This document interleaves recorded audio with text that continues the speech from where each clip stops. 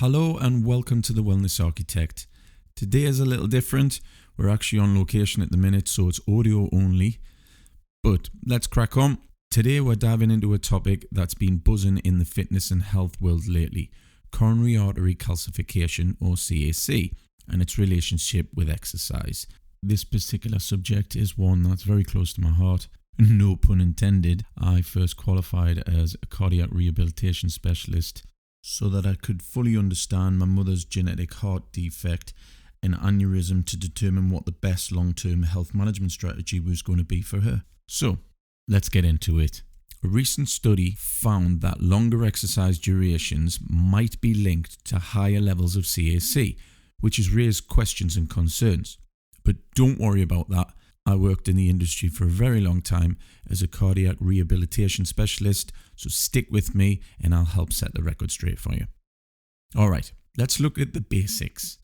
Coronary artery calcification, or CAC, is essentially the buildup of calcium in the walls of the coronary arteries. These are the arteries that feed your heart muscle. So imagine the chalky white line left behind after a wave hits the rocks. That's a bit like what happens in your arteries when they get calcified.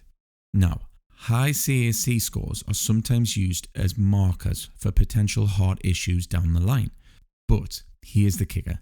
A high CAC score doesn't automatically mean you're doomed to have a heart attack. It's just one risk factor, one piece of a much larger puzzle. And exercise, which we all know has so many benefits, is right in the center of all this debate. So, what did this study actually say? Researchers looked at exercise habits in over 23,000 men and found that those who exercised longer had higher CAC scores. This seems counterintuitive, I know, right? Higher exercise duration correlating with more calcification. But as we know, correlation doesn't equal causation. To break it down, they found that while higher intensity exercises seem to lower CAC, longer exercise duration was linked to slightly increased CAC. The result was that men exercising 5 or more hours a week had about 20% more CAC than those exercising less. And this is where people started to panic. The headlines shouted straight away, "Is your long workout hurting your heart?" But here's where we have to just slow down and unpack what's really the story behind this. The issue is that this study was cross-sectional, meaning it looked at the data from one point in time. This type of study is great for spotting patterns, but can't say that one thing causes the other. For example, just because I eat a sandwich every day and it rains doesn't mean my lunch controls the weather. The same goes for exercise and CAC. They're related, but we can't say one causes the other. One theory the researchers mentioned is reverse causality. This is the idea that maybe people with high CAC scores were exercising more because they wanted to lower their cardiovascular risk. So rather than exercise causing CACs to go up, maybe CAC was causing people to exercise more. It's a chicken and the egg situation. Let's dive a little deeper into the importance of cardiorespiratory fitness and how even minimal exercise can make a big difference. Now, cardiorespiratory fitness isn't about logging hours on and on at the end of the gym. It's about how efficiently your heart and lungs and muscles work together. Studies show that even low-intensity activities like daily walks can significantly improve this aspect of fitness. So, when we say get fit for your heart, it doesn't mean you need to jump into a high-intensity routine straight away or box jump. Let's explore some really easy, accessible options that you can start with right now. Walking. This is perhaps one of the most underestimated forms of exercise.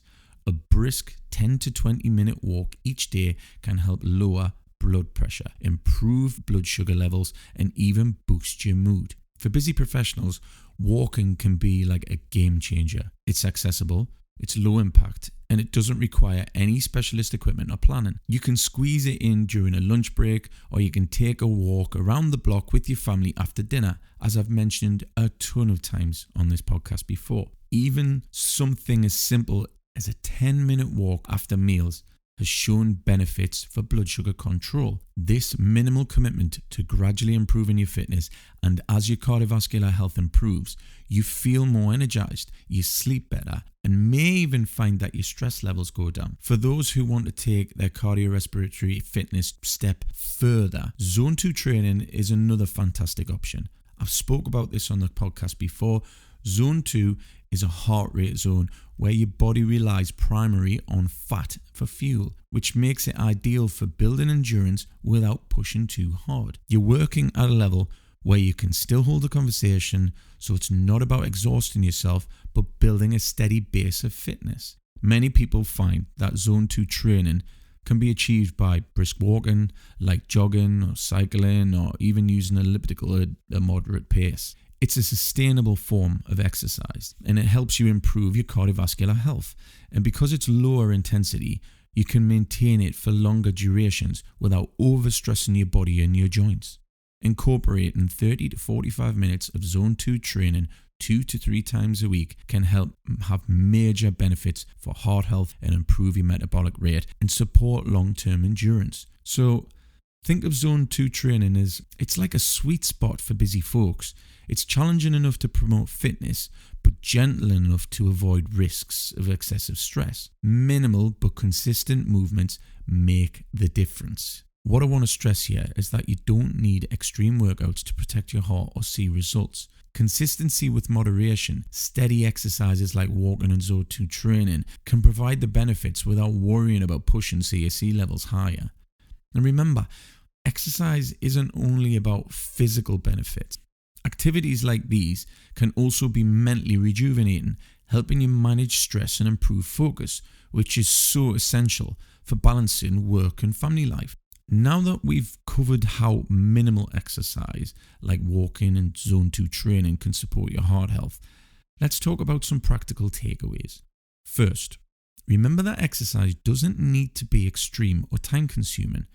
A few 10-minute walks each day, combined with 2 or 3 Zone 2 sessions per week, can significantly improve your cardiovascular health. The goal here is sustainability. Rather than feeling like you have to carve out hours in the gym, focusing on making small, consistent movements part of your routine. Maybe it's a morning walk, maybe it's a lunchtime stroll, or maybe it's that family walk after your dinner. Find what works for you and stick to it. Your heart will thank you later on. And of course, balance is key here. While recent studies raised some questions about exercise duration and CAC, it's clear that even moderate exercises provide immense benefits for your heart and overall health.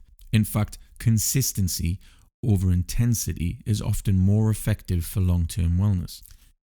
We've been focusing a lot on heart health, but let's not forget that exercise offers benefits well beyond the cardiovascular system.